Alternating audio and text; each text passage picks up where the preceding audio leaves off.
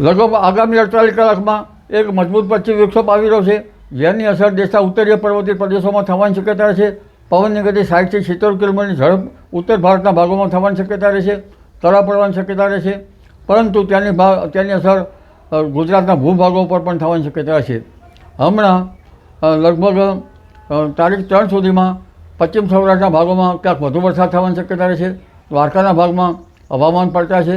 જામનગરના ભાગો, આ ઉપરાંત લગભગ ઉત્તર સૌરાષ્ટ્રના રાજકોટના ભાગો અને કચ્છના ભાગોમાં હવામાનમાં મોટો પલટો આવશે અને વરસાદ થવાની શક્યતા રહેશે.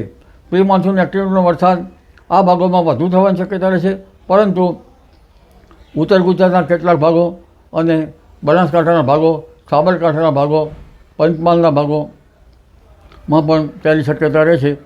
ખાસ કરીને સુરતના ભાગોમાં પ્રી મોન્સૂન એક્ટિવિટીનો વરસાદ થવાની શક્યતા રહેશે. પવનની ગતિ લગભગ ગુજરાતના ભાગોમાં 40 કિલોમીટર, ક્યાંક 50 કિલોમીટર ઉપરની ઝડપનો ફૂંકાવાની શક્યતા રહેશે. જોકે દેશના ભાગોમાં કેટલાક ભાગમાં તો 60 થી 70 કિલોમીટર ઝડપનો પવન ફૂંકાવાની શક્યતા રહેશે.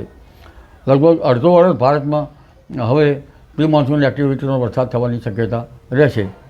ખાસ કરીને વડોદરાના ભાગો, મધ્ય ગુજરાતના ભાગો, અમદાવાદ, ગાંધીનગરના ભાગોમાં પણ હવામાન પલટા છે અને ક્યાંક પ્રી મોન્સૂન એક્ટિવિટીનો વરસાદ થવાની શક્યતા રહેશે.